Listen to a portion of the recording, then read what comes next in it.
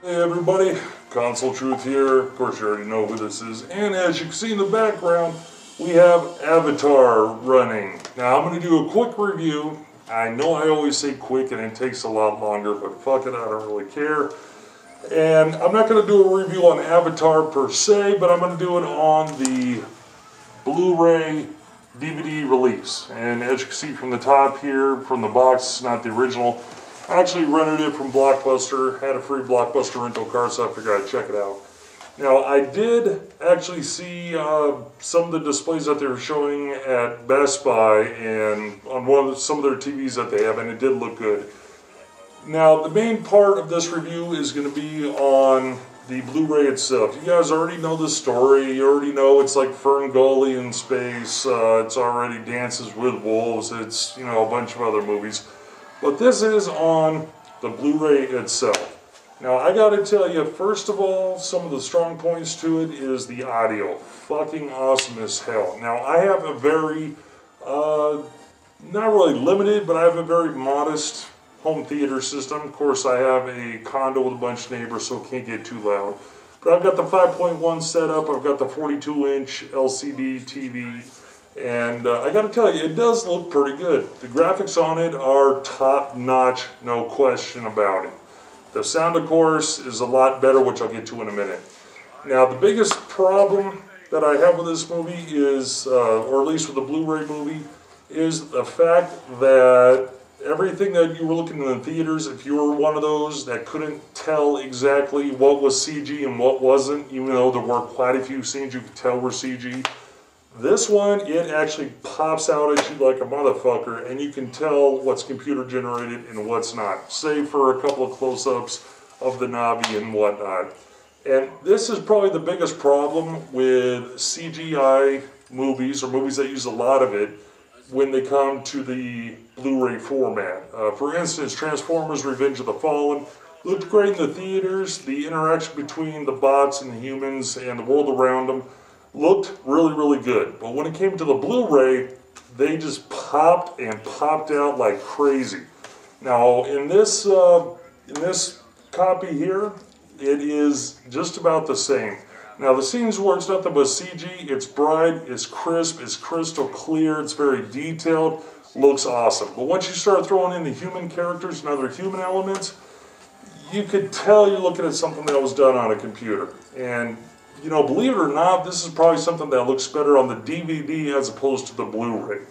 Now, I know Blu-ray is supposed to be all about quality, and it's all supposed to be about clarity. Not quality, quality of course, but clarity and to make it look as best as possible. On this one, though, for whatever reason, during the transfer, I think they tried to make it a little more clear. So a lot of the CGI stuff popped out at you, and it is a bit distracting. Now, I haven't seen the DVD version yet, or at least checked it out, so I couldn't say for sure. Now, you may be asking yourself, why exactly did I rent it? Well, actually, I wasn't a huge fan of the film when it was in the theaters. Yeah, the 3D aspect of it was actually pretty cool. Some of it, not so great, but overall, great experience. So I wanted to check it out to see what it looked like on the standard issue, or on the Blu-ray. Sorry, it's late, I've had some drinking, playing some Street Fighter 4, so forgive me. Now, as good as the audio is that I'm raving about here, like I said, the video is just not quite up to par. It does look great, it does look crisp, but just too many things stick out. Now, one thing that they did on this that I did love was the fact that, of course, like on most widescreen TVs, it's more so the 16:9 format. The actual aspect ratio, I forget off the top of my head, but most movies that you get, say like Transformers for instance, or any other Blu-ray, you still have the black bars on the top and bottom because it's the standard aspect ratio of the theater.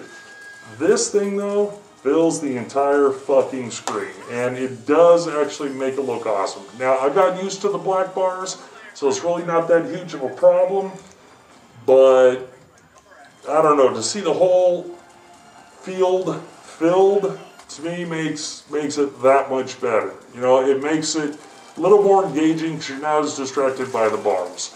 So I will give them credit for doing that. Now the biggest gripe I have with this, and probably the reason why that I rented it as opposed to buy it, is because that the producers and everybody at Fox or wherever the fuck made this wanted to get it out and rushed out to coincide with Earth Day. If you can't see the correlation or the connection, you're a fucking retard, and, well, just go watch another review. Now, the reason why they did this, of course, was come with Earth Day, and the biggest problem with it is that there's no extras whatsoever. Yeah, you get multiple different types of audio. You also get voiceover audios. There's multiple languages you can watch it in.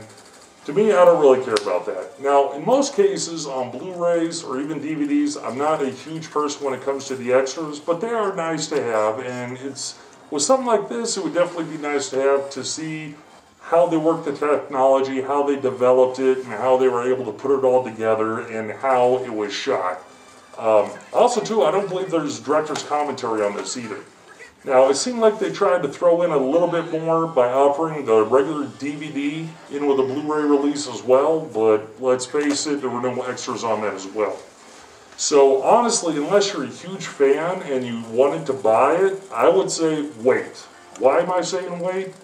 Well, once again, it's not that it's a bad movie or that it doesn't look good and sound good, because even on a modest system like mine, you're going to wow a lot of people.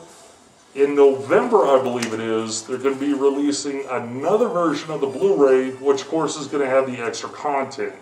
Now, I have read rumors that they're also thinking about throwing in the 3D version as well because of the advent of the 3D TVs that are out there, but I highly doubt it. And of course, too, I wouldn't want to buy this movie now. If somebody gave it to me, you know, if you guys want to send me a gift or anything because you think I'm cool and you like my channel, I'll take it.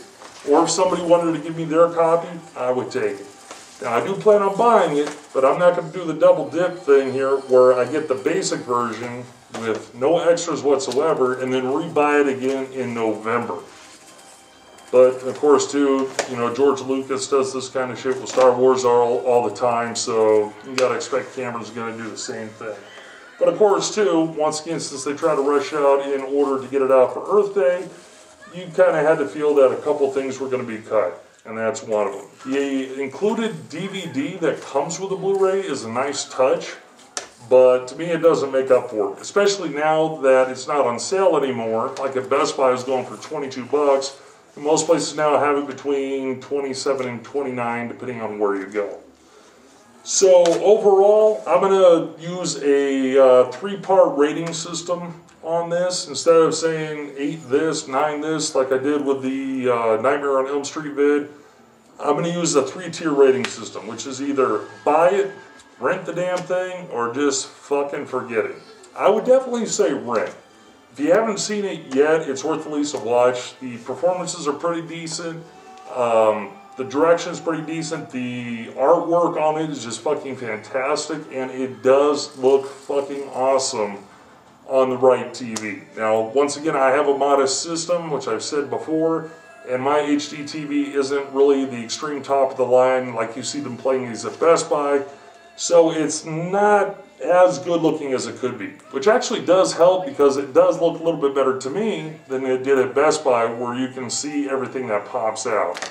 The audio, once again, great to hear. You're going to piss off your neighbors, but everything's crystal clear. The scenes in the jungle, fucking awesome. So I would give this, out of those 3 categories, at least for now, rent it. If you're a die-hard fan, go ahead and pick it up. Because if you're a die-hard fan, you're not going to care about the November release due to the fact that, you know, you're a hardcore fan, you're going to pick it up anyway. But if you're like me and you at least somewhat enjoyed the movie, thought it was decent, and you just want to see how it looks at home on a decent HV system or AV system, go ahead and rent it. But it's not quite a buy for me. Now, come November, I will probably buy it because it will have all the extras that I talked about.